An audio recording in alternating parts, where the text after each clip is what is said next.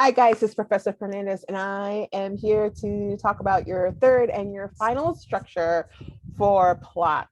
Now let's go do a quick review of all three of them. The first one, of course, is your typical plot structure, that triangle that you guys have learned since fifth grade. This is your narrative arc. Technically, all of these are narrative arcs, but we'll call that one the narrative arcs. It's also known as Aristotle's Poetics. This is the thing that looks like a triangle, right? And that had all those wonderful things. Then we had the 3-act structure where most of the work or most of the story ends up in Act 2, where there is a midpoint and there is a conflict. You have the 2 plot points, one that leads you from Act 1 into Act 2, and one that leaves Act 2 and leads you into Act 3, where it is the resolution and the climax. And of course, Act 1 has all the exposition and the inciting incident. This is different. This one is called, and I have to look at it while I say it, if not, I'm gonna say it wrong. It's the ABDCE of plot. And this is something that I actually had to learn before teaching it. So this is not what I learned in college or in grad school and then perfected it. This is something that actually it was in a book that I actually used to teach. And so I've had to kind of break it down for myself so I can break it down for my students. So I'm gonna talk a little bit about this, and I'm gonna bring up the visual that I created for you guys that's in the current module. I want to compare and contrast this particular plot structure with the 2 plot structures that we've already looked at. So those plot structures are relatively linear, right? It tells you one thing happens after the other, after the other, after the other. There's a climax, following action, a resolution at the end. The world's a little bleaker or a little better, right? That's kind of what they're both built on. This particular structure isn't. It is not linear. This could happen anywhere in the story. So just because it's A, B, D, C, E doesn't necessarily mean that A will always go first. It usually does, but doesn't mean that E, well, does E means ending. So E will always go last, but it doesn't necessarily mean that the D will always be after the B either. So it's not a linear structure, which is actually kind of freeing, especially if you're doing the discussion board this week, where you're asked to use one of the structures and just give, like, literally fill in the blank for the I believe it's the Edgar Allan Poe story we're doing this week, if we're in summer 2021. So let's get into it. Okay, let's go ahead, and I'll go ahead and do my favorite thing, which is screen sharing here versus AirPlay. What did we do before AirPlay and screen mirroring? I don't know, but we did something. Okay, so let's get started. So I want you to recognize this. It's not ABCDE. It's ABDCE. So that's the first thing. So let's go ahead and talk about that first. That is not what you think it is, right? This is, of course, to help you understand kind of what this all means. It's action, background, development, climax, and then ending. It isn't necessarily linear. Now, the pages of the book that I copied for you and it's scanned in there for you uses another story, and of course in the checklist, I gave you a link to that story that if you wanted to read it so you understood this better, you're definitely welcome to read it. And if you wanted to add it to your story chart, you're welcome to add that to your story chart as well. You just have to ask. So, and there's a reason why. There's a reason why. Anyway, so let's get started here. So we have all this wonderful stuff. Let's talk about action first and what this means. Okay, so think of inciting incident as action. Anything that's actually happening is action. So how a story usually starts with action. It has to start with action. It can't start with giving a bunch of background first. It sets up the world. So something like setting can be considered action under this structure. So if we're talking about Harrison Bergeron, that first paragraph where you get the world, right? You get that what year it is, how many amendments there are, and the handicap situation, that can be considered action here. It can also be considered background. You can make that argument as well, but we're going to action. So this idea of a story starting with action is kind of the basis for this structure here. So what is happening at the beginning is the fact that George and Hazel are having a conversation in the living room. He's tired. He's got all these handicaps. Hazel's living her best average life. And that is action that's happening here. So this is action. Usually it's the beginning, but it can mean throughout the story. So again, this is not linear. Again, this is to be freeing, but it can be, if you're one who likes things in a certain order, this is going to be a structure that's going to be difficult for you. If you're like, okay, well, I kind of want to play with this, and see if I can fill this in, then this is probably yours. Okay, then you have background, and it can be exposition here. And this is where I'm going to redefine exposition here. So exposition in the other two structures is like the setting up of the world, right? It's not necessarily the background. It's really the setting, right? For both of those structures. In this structure, and in the literary terms that video that you're about to see soon, exposition literally means background. What is the background of the world?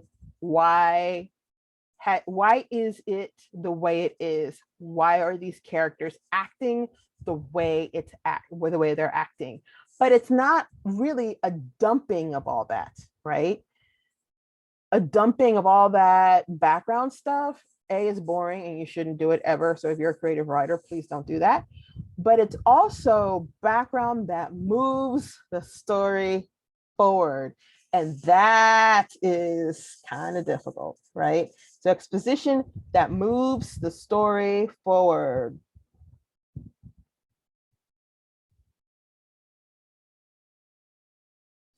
So they're not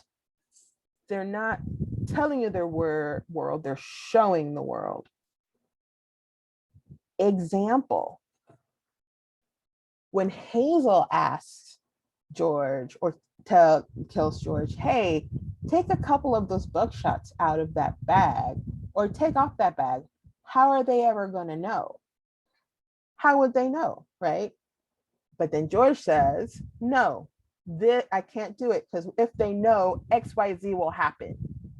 So you understand the world, the background of it is told in that one dialogue, where you understand that not only are these handicaps required, but that the punishment for these handicaps are so severe that it's better that you deal with them and the inconvenience of them, rather than dealing with the consequence of taking them off, even if it's for a minute. That is background, right? So that's exposition that moves the story forward. It's not an easy thing to do as a writer, but it's kind of cool.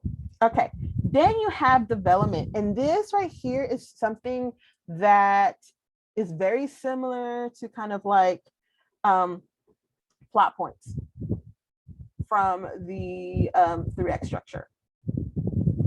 Right, these are the plot points. This happens, actually that's one of these things. This happens, And then after it happens, there's some sort of thing that happens. Either they're successful or not successful, and it goes this way. And then after it happens, either they're successful or not successful, and it goes this way. And then if they're successful or not successful, it changes the world, or it changes the plot this way, right? These are plot points. In the 3-act structure, there's only 2 plot points, the ones that go in the middle, or on the border between Act 1 and 2 and Act 2 and 3. With this one, it's literally like it's the order of things happening. That's the development. It's how the story develops and unravels as we're going, right? Then, of course, climax actually means climax, the peak of the moment, the drama, the tension of this entire story. For Harrison Bergeron, of course, we have talked about this ad nauseum. The tension here, the climax here is Harrison being shot from the sky, right? That boom, and like him being shot in front of the entire world, right? And so then the ending of the story is just as important as how it begins, the juxtaposition of it. And we've talked about this in the last couple of videos. What was the world like before the thing? What's the world like after the thing? What does that say about what does that say about life? The argument is wrapped up in there somewhere. The argument is wrapped up there. And that's kind of where you want to see, kind of, you can glean some argument from that juxtaposition of beginning and end. There's also, you can think about juxtaposition here between kind of the action and the development here. How the action is happening throughout the story and how it's developed, because action doesn't necessarily happen at the beginning, it's throughout the story. The incidents, right? Inciting incidents, big plot points.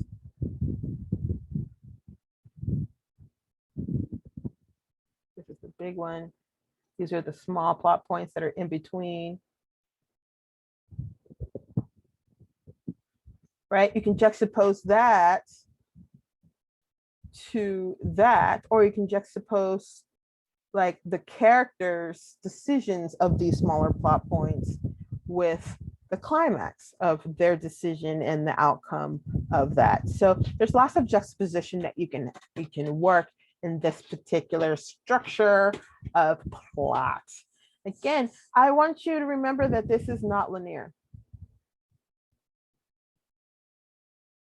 The other ones were super linear. You can almost say step 1, step 2, step 3, step 4. This is not a linear plot device. Happens everywhere. And there can be some overlapping, not a lot. You can make an argument here for the background and some of the exposition overlapping with some of the action. You can make that argument. You can make it successfully.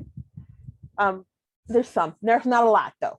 Don't think there's so much overlapping that action becomes climax. It's not happening that way, right?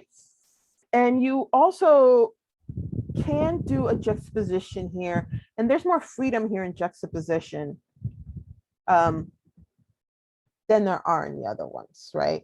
You can juxtapose all this stuff. And there is a narrative arc here. There is a narrative arc, and narrative arcs go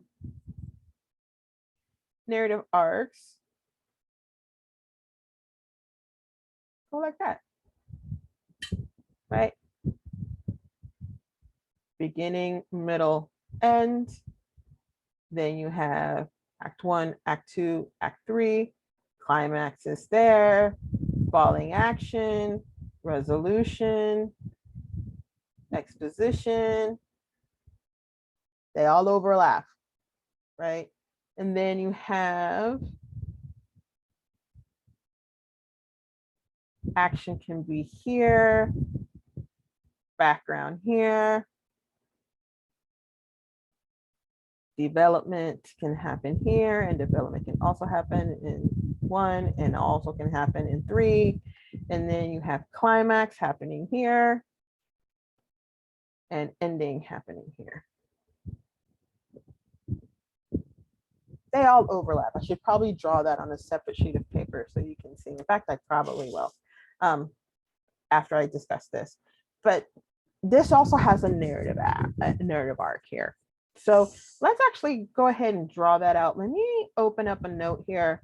So that way I can draw this out for you. You can actually see how this all comes together.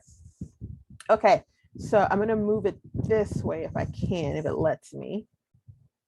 Okay, and move that because you don't need to know my business. Or maybe not. Okay, there. Okay, so there's lots of things happening here. So let me draw an arc. So a narrative arc goes like this. And there are lines. Okay, so you have a beginning, a middle, and an end. That's from your Aristotle's Poetics. You have exposition. You have conflict here. You have conflict here, if I remember correctly. Confliction. Really, really conflict. Yeah, conflict here. And then you have following action, resolution, climax. And then there's something in the middle. I forgot. Okay.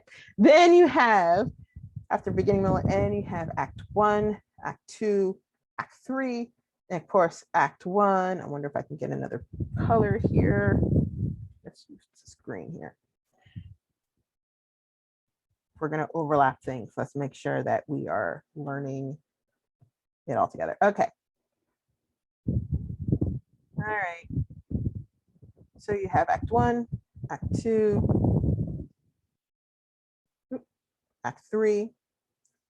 And so in Act 1, you have, of course, you have exposition, but you also have the inciting incident.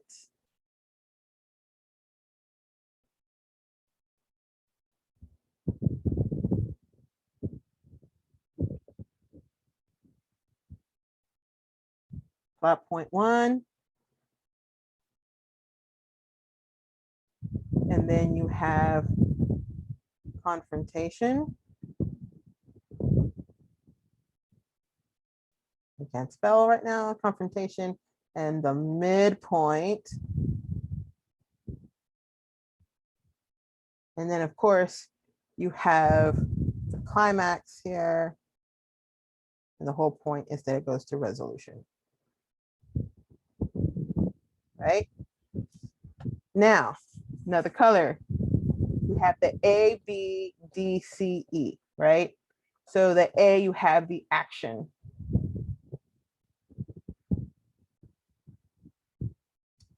And then you have the background.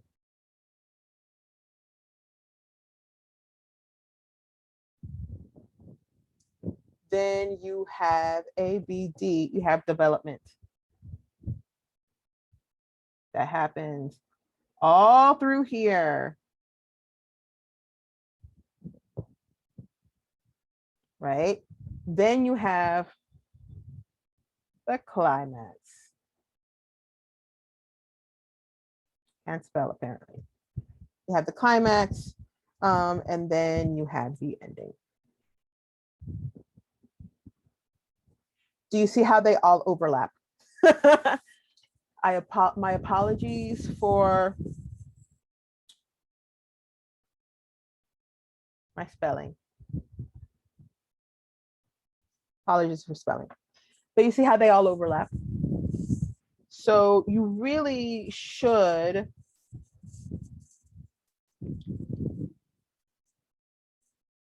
kind of sit here and think about any of the stories that we've read.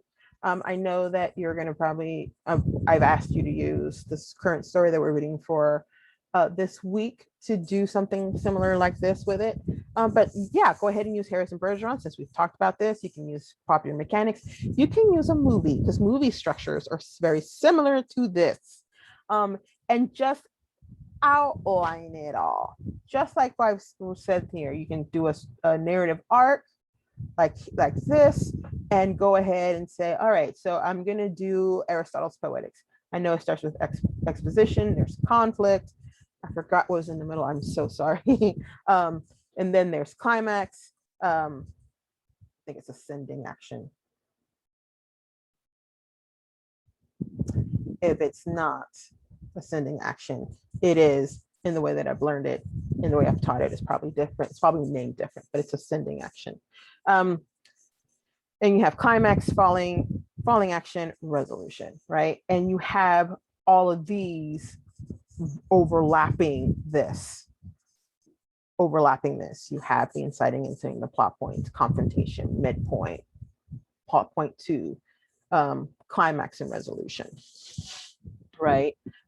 So yeah, that is plot. It is messy, but it makes sense. If it doesn't, please do let me know.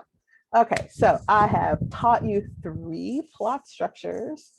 Some are more simple than others, but play with it, right? Play with it. Use a movie that you like, that you've seen a million times, and pick one of the structures. Pick 3-act structure. Pick this last one, ABDCE,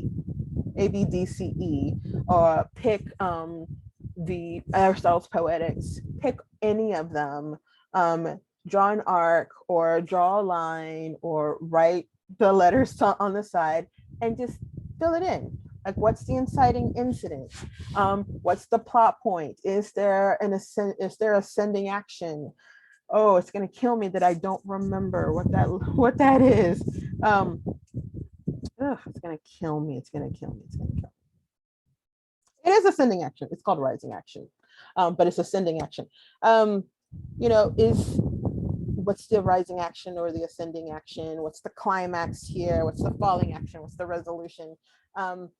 So try working with this. It really just takes practice as you're doing it. So let me know if you have any questions. I am done.